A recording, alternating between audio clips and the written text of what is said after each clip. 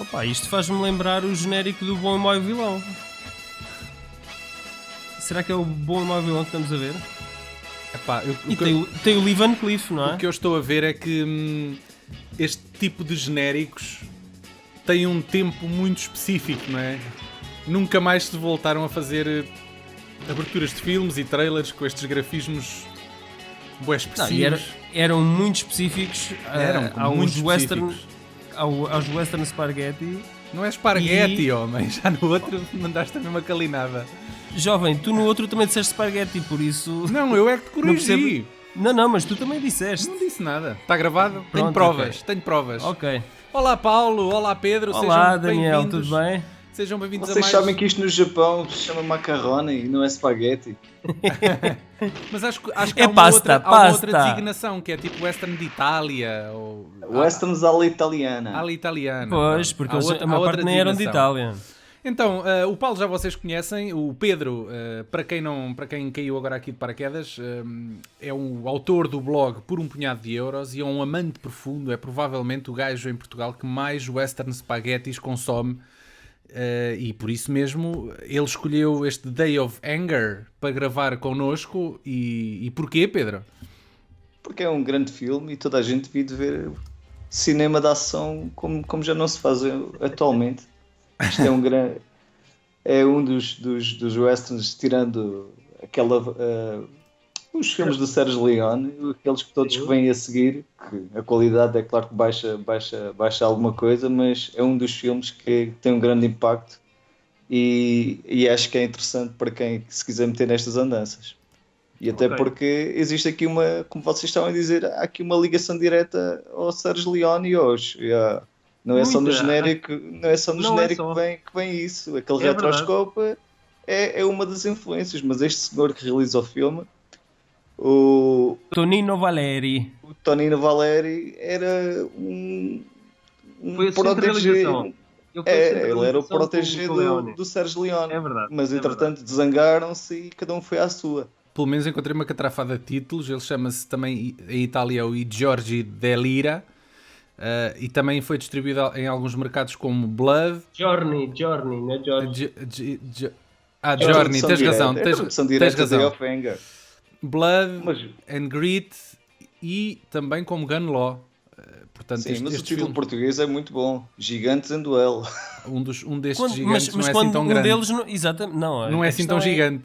É o mestre e o aprendiz, basicamente. Mas pronto, no fim é um duelo de gigantes, acaba por ser. Este filme, naquela altura, os filmes demoravam algum tempo a estrear e em Portugal, salvo erro, só estreou passado 2 anos e nos Estados Unidos também, só passado 2 anos de ter estreado em Itália. É que ele foi levado para os Estados Unidos e também aqui para Portugal.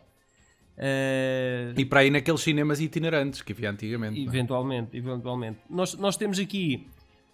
Este filme já é de 67, já é posterior então àquele grande boom. Aliás, ainda está dentro do boom dos Western Spaghetti. E aqui, como já dissemos, o Valeri é um discípulo do Leone. E ele aprendeu bem a lição e apresenta-nos aqui um western da velha guarda, com todos os condimentos e recheado de tudo aquilo que faz um grande western. Provavelmente o filme com o Juliano Gemma que eu mais gosto. O Juliano Gemma foi uma grande estrela do western à italiana. Uhum. E ele teve ali uma fase muito, muito intensa ali em 1965, 66, 67, que ele fez muitos filmes. E este foi o filme em que ele deixou só de ser o ator principal que entrava no filme para ser o ator principal que mete o ator americano ao lado. Que foi um bocado algo diferente ali para os filmes dos westerns que os italianos estavam a fazer, que normalmente iam buscar ali um ator inglês ou americano e metiam-nos como ator principal, e depois havia os italianos e os espanhóis a fazer tudo ali de backup. E muitas foi ao vezes contrário. Pediam-lhes para assinar com o nome americano, para não usarem os nomes deles. O Juliano Gemma, acho que este foi o primeiro filme, salvo erro, em que ele assinou o nome de batismo Mas antes disso, os filmes onde ele entrava, ele assinava como Montgomery Wood, que era para conseguir vender lá fora. Que pronto, é uma parvoíce, mas era assim. Era uma carinha bonita, podia de alguma forma ser considerado um galã, não é? Não sei. Tu queres contar um bocadinho da história? Do que é que se passa aqui então no Gigantes em Duelo? Pá, isto é como vocês há bocado disseram bem, isto é um filme sobre um mestre e um aprendiz. Basicamente a história anda à volta de um tipo que é o Scott Murray, que tem uma vida de merda. Aliás, ele carrega merda pela cidade. Não é merda, eu acho que é baldes de cuspo, acho eu. Não é cuspo só, pá. Acho que não é cuspo só. Cuspo de cavalo. A malta usa aqueles baldes para fazer as necessidades todas. Ok. Ele é tratado, ele é um filho bastardo, uma prostituta. Uma pessoa não merece. Como merda mesmo, ali pelo pessoal de Clifton. Aliás, toda a gente o trata com desprezo. É, muito desprezo. E aquela cidade funciona também como um dos vilões do filme, que é mesmo uma cidade mesmo cheia de vilões, cheia de gajos que não valem um tusto. E quando chega o Lee Van Cleef as coisas mudam, porque este gajo ainda é pior que os outros todos e vai chantagear aquela gente toda e vai puxar o Scott Murray para cima, ensinou a disparar e a partir daí as coisas mudam. Exatamente, aliás, o Scott Murray é a primeira pessoa que ele encontra ao chegar à cidade e fazem logo ali uma amizade, não é? Porque ele fica a tratar do cavalo do Lee Van Cleef, leva-o para as cavalariças, onde nas cavalariças já há um senhor mais velho que nós não sabemos ainda, mas que ele já foi um grande pistoleiro, um xerife no passado. E aliás, ele até já tem uma história com o Lee Van Cleef no passado. Mas isso, só mais para a frente é que nós vimos a saber. Só depois se percebe. Eu nunca tinha ouvido falar neste filme anterior, antes do convite do Pedro para nós gravarmos este podcast. E só aí é que eu pude, enfim, adquirir o filme, alguns na internet. Oficialmente. E fiquei bastante surpreendido por existir uma versão em Blu-ray deste filme com a imagem restaurada e impecavelmente restaurada, ou seja, os gajos não se limitaram a pegar no filme e a convertê-lo para Blu-ray, fizeram ali um restauro impecável. E eu fiquei surpreendido porque para isto acontecer... Há várias versões, porque o filme não estava completo. Há muitas. Vocês sabem, a primeira vez que eu vi este filme foi na SIC. Sério? Muitos anos atrás, é verdade, uma versão muito cortada, era uma versão muito, muito, muito curta do filme. Sim, eu acho que falta em italiano. 20 ou 30 minutos do filme, não é? Era mesmo uma coisa assim fora do normal, e os filmes foram por regra, eram muito cortados, consoante o país, a edição onde eram lançados, mas este aqui foi um daqueles que mesmo foi cortado à grande.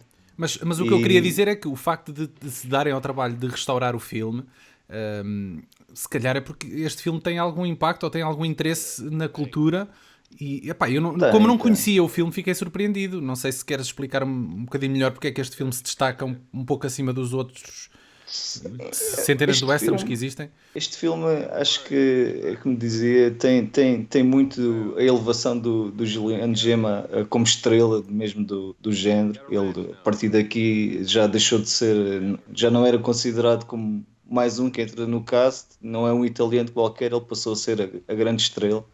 Este homem ele faleceu há pouco tempo. Este homem tinha uma fama, sim, ele tinha uma fama no Japão, em todo lado, uma coisa fora do normal, e isto aconteceu um bocado aqui a partir deste filme. E é um filme que tem uma boa fotografia, tem uma história interessante, tem toda aquela cena do credo do pistoleiro que é lançado ao longo do filme, na primeira parte, essencialmente. É uma coisa com impacto e foi um grande sucesso ali para os anos 67, 68, e acabou até por dar ali alguns filmes que mais tarde vieram a fazer um rip desta história novamente, claro, com outras com falhas, mas os italianos são mesmo assim, eles copiam-se e voltam-se a copiar e ninguém os para. Felizmente hoje em dia estão a sacar muitos destes filmes, a lançarem DVD e alguns em Blu-ray, felizmente. E por acaso a versão que se deram o ano passado, salvo erro, é excelente. Eles fizeram um trabalho excelente a recuperar o filme e felizmente sem acho dúvida que merece. se volta a ver. O filme é um filme a nível deste género de western, e ele destaca-se acima da média, sem dúvida que sim. As pessoas têm que largar também aquele estigma que o Western Spaghetti é o Sérgio Leone, se calhar há outras que conhecem também o Sérgio Não é Salina, só, portanto, mas ele acabou por ser a ponta da lança, não é? Neste estilo. Sim, mas é um bocado castrador de pensar, ok, já vi os filmes do Sérgio Leone, vi 2 ou 3 do Sérgio Corbucci. Sim, já viste tudo o que é Western feito, Spaghetti, está não é? feito. Ando a contar isto no Letterboxd, eu estou com perto de 300 Western Spaghettis vistos e vi muita porcaria mesmo. E Mas fazes posso reviews dizer e que tudo? Fazes as reviews também dos filmes lá? Não, faço só no blog, não tenho paciência para duplicar o trabalho. Mas pá, existem aí uns 50, 60 filmes que têm um impacto, têm bastante impacto e acho que é de voltar a relançá-los e felizmente o mercado de Blu-ray está aí. Voltando aqui à história, Talby, que é o nome que Lee Van Cleef assume aqui, ele vem à procura dos dividendos de um assalto que nunca recebeu. Ele após fazer então amizade com o Scott Murray, toma-o como seu discípulo. E depois há aqui uma coisa que eu não sei se isto faz parte dos cortes que o filme teve ao longo do tempo, e se faltam aqui alguns pedaços de história, mas há aqui uma rápida evolução onde o discípulo ultrapassa o mestre e que os leva então ao inevitável confronto final. O jovem Scott Murray ele passa de labrego da cidade sem nunca ter disparado uma arma real para um dos mais talentosos pistoleiros da redondeza em 2 semanas. Mas ele treinava. Mas para mim esta parte... Pois, uma pistola de madeira. Faltava aquela sequência de fades para dar aquela ideia de passar do tempo, não é? Ou então faltava uma montagem. Pois é, isso, uma montagem. Se este filme fosse feito agora em 2016, com certeza tinha 2 horas e meia. E isto tudo se explicava. Mas esta parte é para mim a única coisa que faz com que aquela evolução não seja credível. É porque ele não fazia nada, não sabia nada, era o gajo que passa era de zero desprezado herói por toda a gente. Exatamente, mas em 2 semanas. E este tipo de mudança, e tu estavas a falar que hoje em dia o filme teria 2 horas, mas vou-te dar aqui um exemplo, que não sei se vocês concordarão ou não, mas a única mudança assim igualmente brusca que me ocorre, que eu tenha visto, é do personagem do Orlando Bloom em O Reino dos Céus do Ridley Scott. O gajo passa de ferreiro de 2ª categoria, que nunca tinha manuseado uma espada, para um dos melhores cavaleiros e líder de homens em menos de um mês. É das coisas mais impressionantes. Mas tu tens muitos filmes em que isso acontece. Tu tens muito... Agora não me estou a lembrar de nenhum exemplo em particular, mas há muito aquela coisa de... Mesmo sem montagens, sem nada, que é tipo a história da Cinderela, não é? Que tu és a gata borralheira, mas tens lá um talento escondido, tu tens lá qualquer coisa, não é? Só precisas é de alguém que te puxe a mão, que te traga para cima e depois tu aí passas a ser o maior. Não é? O cinema é um truque que acontece muito no cinema. Eu acho que já tinha dito isto no outro podcast, mas westerns não são a minha cena. Nunca vi quando era novo, não via westerns. Quem diria, Daniel? Quem diria? Nunca foi a minha cena. Sim, sempre foi um bocadinho mais ficção científica. Sempre gravitei um bocado para outro tipo de cinema. E também o facto de eu ser sensivelmente mais novo que vocês, se calhar não apanhei muito aquela coisa do cinema dos anos 80 e assim. Mas a ideia que me passa é que... Atenção que estamos a falar de filmes dos anos 60, não é? Sim, mas repara... Nenhum de nós era vivo nessa altura. Mas repara, tu nos anos 80 tu comias muitos filmes das décadas anteriores, não é? E isso, com o passar do tempo, tem-se perdido. Tu hoje... Lá vamos nós para o exemplo contemporâneo. A produção também é tão grande e há tanta coisa a sair que acaba por não haver quase lugar para coisas que já saíram há 20 que já estão lá anos. para trás, não é? Pronto. Sim. Mas a ideia que eu tenho dos westerns é um bocado como o cinema B, série B, pós-apocalíptico. Por isso é que existe tanto. Ou seja, tu consegues fazer filmes com pouco. A ideia que me passa é que os westerns são isso mesmo. Tu basta pegares em 2 cavalos e chapéus de cowboy e meia dúzia de pistolas, levas aquela malta toda para o meio do deserto Isso foi dito como o Roger Corman. O Roger Corman, a fazer um filme western, faria tal como tu disseste.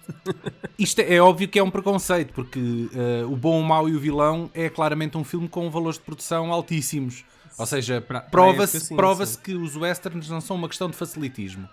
Mas se calhar para grande parte deles foi. Eu não sei se vocês concordam com isto que eu estou a dizer ou não. Digam aí de vossa justiça. Mais ou menos. Eu acho que a questão é que havia uma indústria, criou-se uma indústria, não é? Em que muitos daqueles cenários que nós vemos lá daquelas cidades, que é só a fachada, o cartão da fachada, e por trás não havia absolutamente mais nada, eram usadas em westerns sucessivos, em filmes sucessivos. Era reciclado. Era tudo reciclado, exatamente. Eles pegavam até os próprios atores. Eu sem não saber o nome da maioria daqueles atores que eram ali apanhados nas redondezas, eu já vi aquelas caras em segundo plano. Algures. Naqueles westerns ali dos anos 60, é quase sempre a mesma malta ali a entrar. Eu vou dar um exemplo agora. Eu estive a fazer figuração num filme na Serra do Saco. E os gajos ali durante 2 ou 3 dias houve um intervalo na produção, e durante esses 2 ou 3 dias veio outra equipa de produção completamente diferente para fazer uma minissérie que nada tinha a ver com aquilo que nós estávamos a fazer, e os meus colegas figurantes que estavam num filme foram para o outro. Portanto, se calhar a mesma lógica acontecia aqui com o cinema que era italiano e gravado em Espanha, então... Sim, então... os mesmos. Yeah. Aliás, tu tens um parque em Espanha, agora não sei precisar onde, é uma espécie Almeria. de... É uma espécie de... É Almeria. É Almeria. É na zona de São José. Pronto. Eu recomendo, quem gosta disso vai lá, que só se diverte. Olha, o Alex de la Iglesia fez um filme precisamente sobre isso, que se chama 800 balas. 800 balas, esse filme é excelente, pá. É brutal, é incrível. E quem não sabe o que é que foi, é que aquilo, há lá um parque temático e a história vive um bocadinho em torno dos atores que trabalham lá no parque temático. Dos duplos. São os duplos. Dos duplos, exatamente. E quem não viu e quem não conhece o trabalho do Alex de la Iglesia, vejam, procurem, porque vale a pena. Esse filme é muito divertido e realmente faz entender um bocadinho o que é que se lá passa, e aquilo existe, e vocês estão a falar de uma cidade em particular, mas aquilo lá na zona existem três, ainda é possível, numa delas, ainda é possível ver. Vocês recordam-se do banco por mais alguns dólares. O banco ainda lá está. Neste momento é um museu, mas vocês vêm de fora e tens imagens do filme e vêem perfeitamente a estrutura está lá toda montada. E eles têm aquilo recuperadinho. Acho que para mim, que sou ali da zona da fronteira, não é uma viagem. É uma galinha dos ovos de ouro, não é? Aquilo é uma galinha dos ovos de ouro para eles. Eu posso dizer, a primeira vez que lá fui. Sim, a primeira vez que lá fui, eu já fui 2 vezes. A primeira vez que lá fui, não havia espanhóis, aquilo era só estrangeirada. Quer dizer, os tipos que estavam lá de mais perto éramos nós, que éramos de Porto Alegre. Uma terceira vez que tu queiras lá ir, diz aí quando, que eu sou gajo para alinhar nisso. Road trip. Sim. Acho que vale a pena. Por acaso também eu acho piada esta coisa. Há muitos americanos que fazem isto, que é vão aos sítios onde os filmes foram filmados e não sei o quê, e por acaso... É uma espécie de roteiro turístico. Mas acho que é giro. Um nicho a nível de cinema. E aquilo ali não é só o Western Spaghetti. Vocês recordam-se do Indiana Jones, daquela cena que o Sean Connery assusta lá as gaivotas e vai lá contra o... Sim. Isso é numa praia em Espanha? Essa cena é numa praia lá, mesmo ao lado. Fantástico. Eles filmaram ali o Conan, houve muitos filmes que foram ali filmados ali durante as décadas de 60 e 70. Hoje em dia ainda fazem, mas fazem menos. Como é que chama o novo filme do Ridley Scott? Ele esteve lá a filmar na altura que eu estive lá. Foi o Exodus, foi aquele da Bíblia. O Exodus, é isso mesmo. Okay. Eles tinham sido de produção na altura quando eu fui lá pela segunda vez. O tipo do hotel estava todo contente, tinha montes de ânforas e porcarias dos sets que eles deixaram lá. Porcos. Ele vai meter ter deixado como recordação, não é? Também, ele vai meter tudo no eBay. E agora com o advento então já não do DVD, mas do Blu-ray, e com as novas edições, eu comprei uma edição ainda em DVD do Fistful of Dynamite, em que eles dão-se ao trabalho para um dos extras foram visitar os locais de filmagens. É com slideshow de fotografias e fazem as comparações com as cenas. E ainda encontram lá, olha, aquela carruagem que explode. Quando o James Coburn se encontra com o Rod Steiger e ele faz explodir aquela carruagem, ainda lá está, passados estes anos todos, ainda lá está o resto da carruagem. É impressionante. É que nem sequer se deram ao trabalho de limpar aquilo, nem sequer se deram ao trabalho de tirar aquilo lá do meio da estrada para fim de para lá. É o deserto. Isso é quase como aquela aldeiazinha abandonada na Tunísia, onde gravaram o primeiro filme de Star Wars. O filme de Star Wars. Ainda lá estão aqueles iglus de pedra, ainda lá estão tipo ao abandono. Sim, mas eu acho que isso não foi construído de propósito, acho que isso já existia. Olha que não sei, porque será? Até tem aquela cova, cova da Ant Não, mas eu tenho ideia que isso já existia, mas também não vou teimar contigo. Pois, mas eu acho que até aquelas torres que parecem que são de extração de qualquer coisa, não é? Vocês estão a ver aquele cenário. Isso foi construído. Agora, ainda lá está. As cúpulas não. Ainda lá está. Pelo menos há uns 2-3 anos ainda lá estava, porque houve uns gajos que foram lá fotografar aquilo de propósito. E essas torres ainda lá estavam, tipo, caídas. Aliás, e abandonadas, mas estavam lá. Na trilogia prequela Star Wars, o George Lucas foi lá gravar e ainda lá estavam também. Pois, pronto. Já nessa altura. Deviam ter limpo, passado 30 anos ou 20, exatamente. Limpar o lixo que deixaram para trás, não é? Mas pronto. Isso agora já faz parte já é um sightseeing, já é um local a visitar. Nós já aqui falámos então que o Tonino Valeri foi assistente de realização do Leone. E ele parece que aprendeu aqui alguns truques com o velho mestre. Ele enverdou sobretudo pelo género western. Realizou um spaghetti com o Bud Spencer e outro com o Terence Hill. Uma razão para viver, outra para morrer, e O Meu Nome é Ninguém, respectivamente. Il mio nome é Nessuno. Este último foi produzido pelo Sergio Leone e acho que foi aqui que eles se chatearam, verdade? Chatearam-se à grande.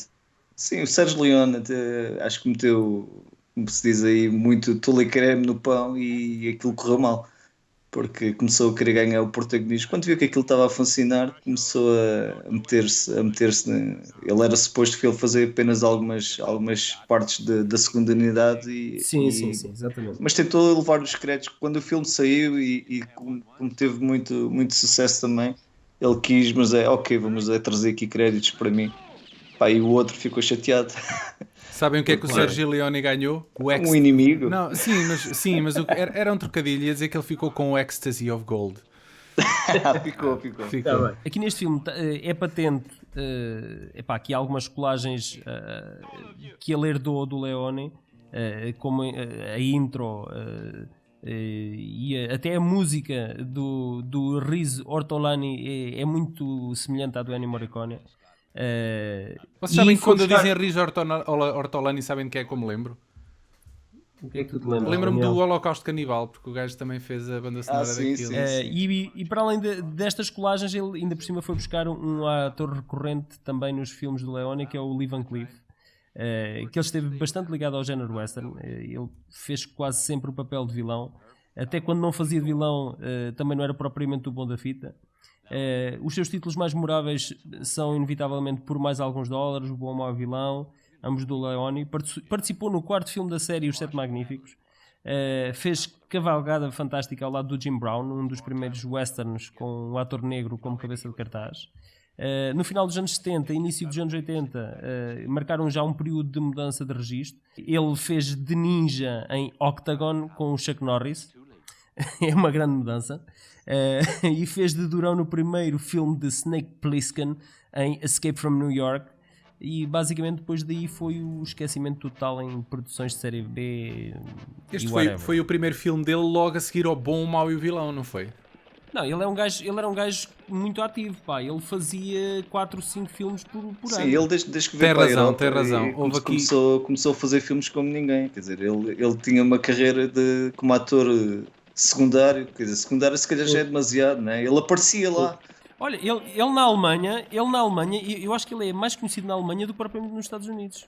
porque muitas destas produções eram alemãs. Aqui no IMDb um filme vem logo a seguir ao outro. Olhem que se calhar foi... Sim, eu creio que sim. Aliás, há aqui mais atores que transitaram. Vocês lembram-se, há aqui uma cena mítica neste filme em que o Lee Van Cleef vai fazer um duelo a cavalo com outro fulano a circular, assim, meio bizarro. Esse tipo é o Benito Stefanelli, que acho que entre todos os filmes do Sergio Leone, assim, os pecados. O gajo que o engana, que engana aqui o Lee Van Cleef, a nível da recompensa, que é um gajo que ele vai a cavalo, o líder do bando, é um gajo que é o gajo que entra em grande plano no filme C'era una volta nel West, também do Leone. Eu não sei se tu estás a ver, o plano de abertura do filme é tipo uma paisagem e de repente entra um gajo que é só os olhos logo no plano e foca os olhos azuis, e é este gajo, um ator secundaríssimo, pá, que ninguém se lembraria do gajo, e é este gajo que entra em primeiro plano logo no filme. Epá, é impressionante. E é um gajo de segunda linha. Este Giuliano Gemma, o gajo sabia falar inglês? Provavelmente não. Pois... Opa, o diálogo dele foi todo dobrado por cima. Mas isso era prática comum, eu já percebi, era prática comum. Sim, mas no caso dele era filmado em mudo. Eles tiravam o som não interessa, o som eu fazia isso depois no estúdio. Eles mexiam só os lábios. Acredita. Cada um falava a sua língua. Isso é eles péssimo, não gravavam o som. Mas como é que é péssimo? Tu notas alguma coisa quando vês o Bom, Mau e Vilão ou outro filme? Eu acho que eles falavam à mesma, até por uma questão de... Não sei. Sim, mas o som estava em off. Sim. Então nem os efeitos sonoros aproveitavam, nem os efeitos sonoros ambiente, nada disso era aproveitado. Mas eu acho que aquilo era tudo misturado em estúdio. Que trabalheira, bem. Ok, pronto. Hoje em dia acaba por ser um bocado também o mesmo, né? Os filmes passam quase todos por ADR. Por isso é que há os Oscars também para a edição... Sound mixing e essas tretas. Exatamente. Né? Nós nem nos apercebemos. Nós cá em Portugal levamos os filmes com legendas, mas a maior parte dos países por aí leva os filmes dobrados. Portanto, isso não é um verdadeiro problema. E às vezes para economizar, é o mesmo ator que faz as vozes todas de todos os personagens. Sim, porque não? Só uma coisa, vocês sabiam que isto teve quase para ter um remake há uns anos atrás por um senhor que toda a gente conhece, que é o John Woo. É sério? Mas não me surpreende. Não fazia ideia. Acho que sim, acho que ouvi qualquer coisa com a Paramount, mas não aconteceu. Tu se vires bem os filmes de John Woo, é muito western, só que adaptado para os tempos modernos. As abordagens, os stand-offs, por exemplo o Face-Off, aquilo podia ter sido um western, um Face-Off. Já os filmes dele em Hong Kong é tudo muito A Better Tomorrow, The Killer, é tudo muito nesta onda. Pá, é uma abordagem muito westerniana, se é que isso se pode dizer. Para quem nos está a ouvir e que tenha gostado deste podcast, tenho a dizer que muito em breve o Pedro vai se juntar a nós novamente para gravar aquele que é provavelmente um dos filmes mais importantes da história dos westerns, se não mesmo o mais importante. E da minha vida também. O Bom, o Mau e o Vilão, um daqueles filmes obrigatórios. Portanto, acompanhem-nos que a nossa review e a nossa conversa sobre esse grande filme vai acontecer em breve. Até lá, cari amici. Vamos nos despedir. Ai, tão lindo, Paulo. Tchau. Ciao bella.